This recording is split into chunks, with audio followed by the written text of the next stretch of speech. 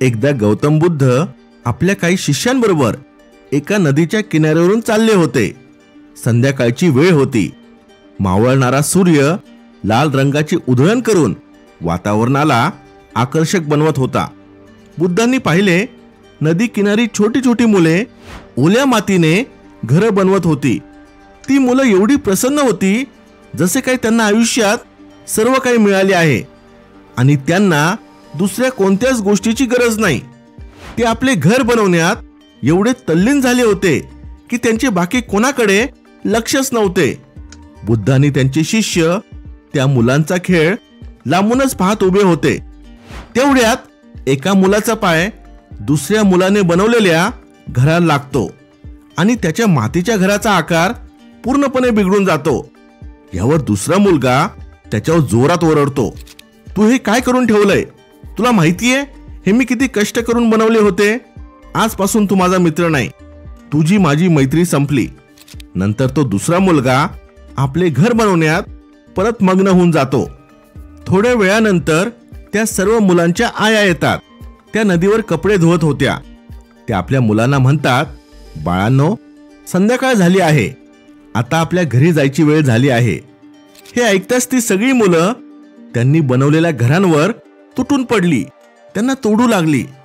ते जोर जोरात आनंदाने त्या घरांवर नाचू लागली. जी मुलं अगदी काही वेळापूर्वी माझे घर तुझे घर करत होती, त्यांना आता ह्याची पण सूद नव्हती की कोण कोणाचे घर तोडत आहे. थोडा वेळ गोंगाट केल्यानंतर ती मुलं एकमेकांच्या खांद्यावर हात घालून मजा करत करत घरी निघून गेले. जोपर्यंत त्या मुलांनी हे मानले होते की ते घर त्यांचे आहे, तोपर्यंत त्यांच्यामध्ये भांडणे होत होती. काहींची तर मैत्री सुद्धा तुटली होती. पण जेव्हा मुलांना समजले की रात्र होणार आहे, आता त्यांच्या खऱ्या घरी जायची वेळ आली आहे, तेव्हा त्या मुलांची मातीच्या घरांप्रती असलेली आसक्ती संपून गेली आणि मग त्यांनी स्वतः उड्या मारून मारून ती घरं तोडली आणि आनंदाने आपल्या स्वगृही परतले. या संपूर्ण घटनेला बुद्ध आणि त्यांचे शिष्य पूर्ण लक्ष देऊन पाहत होते. त्या जाणाऱ्या मुलांकडे पाहून बुद्धांच्या चेहऱ्यावर एक स्मित आले. शिष्यांनी बुद्धांना त्या स्मित हास्याचे कारण विचारले. तेव्हा गौतम बुद्ध म्हणाले, अगदी असेच आपल्याबरोबर सुद्धा घडते. ज्या व्यक्तीला हे स्पष्टपणे दिसते की एक दिवस आपल्याला मृत्यू येणार आहे, रात्र होणार आहे, आज नाहीतर उद्या आपल्याला आपल्या खऱ्या घरी जावेच लागेल, त्या व्यक्तीचा या संसाराप्रती सगळा मोह, सगळी आसक्ती संपून जाते. जसे की त्या मुलांना ही जाणीव झाली की हे तर त्यांनीच बनवलेले जग होते, ज्याच्यामुळे ते काही काळ रमून गेले होते. त्यांचे खरे घर तर दुसरे आहे. तेव्हा मग त्यांनी स्वतःच त्या मातीच्या घरांना तोडले आणि त्यातून मुक्त झाले. बुद्ध पुढे म्हणाले, लोक मला नेहमी विचारतात, आम्हाला संसारातून मुक्ती कशी मिळेल? पण तुम्हाला मुक्त व्हायची गरज नाही. तुम्ही आधीपासूनच मुक्त आहात. ही तुमची मान्यता आहे की तुम्ही जगाशी जोडले आहात. हे तुमचे स्वप्न आहे ज्याला खरे समजून तुम्ही आयुष्य जगत आहात. पण एक दिवस हे स्वप्न तुटणार आहे. जोपर्यंत त्या मुलांनी स्वतःला त्या मातीच्या घरांना जोडून ठेवले होते, त्यांना स्वतःचे मानले होते, तोपर्यंत त्यांच्यामध्ये ही भीती होती की ही घरं तुटली नाही पाहिजे. पण जशी रात्र व्हायला लागली, त्या मुलांची खऱ्या घरी जायची वेळ झाली. त्यांची त्या घरांप्रती सगळी भीती, सगळा मोह नष्ट झाला. आपले आयुष्य सुद्धा असेच आहे.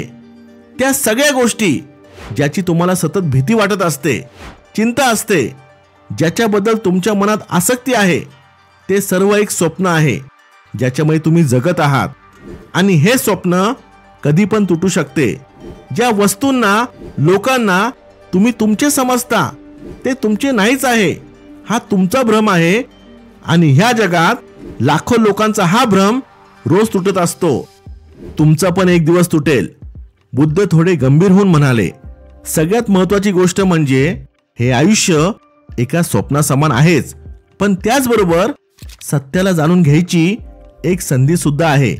आता हे तुमच्यावर आहे की तुम्ही मिळालेल्या संधीला चिंतेमध्ये, तणावामध्ये घालवता का त्या संधीचे सोने करून घेता. एक गोष्ट निश्चित आहे, जसजसा एक एक क्षण संपत चालला आहे, आपण मृत्यूच्या जवळ चाललो आहोत आणि एक ना एक दिवस आपल्याला मृत्यूचा सामना करावाच लागणार आहे. जर तुम्ही ह्या दृष्टिकोनातून आयुष्याकडे पाहिले तर ह्या जगातले कोणतेच दुःख, चिंता तुम्हाला अशांत करणार नाही, त्रास देणार नाही. तुमच्या मनाचे अशांत होण्याचे एकच कारण आहे, सत्य न पाहणे. सत्य काय आहे? सुख आणि आनंद आपल्या आतमध्ये आहे, पण आपण ते बाहेरच्या वस्तूंमध्ये आणि लोकांमध्ये शोधत असतो आणि उदास होतो. सत्य काय आहे? काहीतरी मिळवल्यावर आपल्याला आनंद होईल हे सत्य नाही. जे आपल्याकडे आहे त्यातच आनंद आहे. सत्य काय आहे? आनंद काहीतरी केल्यानंतर किंवा काही मिळवल्यानंतर मिळत नाही. खरा आनंद दुसऱ्याला सुख दिल्याने मिळतो. सत्य काय आहे? आयुष्य सरत चालले आहे आणि आपण अजून सुद्धा काहीच करत नाही आणि ह्यामुळेच मन अशांत आहे. मित्रांनो, प्रत्येक परिस्थितीमध्ये आनंदी राहणे ही आपली चॉईस आहे आणि हळूहळू ही चॉईस आपला स्वभाव बनून जातो. तुम्हाला गोष्ट कशी वाटली मला कमेंटमध्ये सांगा. इथपर्यंत व्हिडिओ पाहत असाल तर लाईक करायला विसरू नका. Thanks for watching. Stay blessed.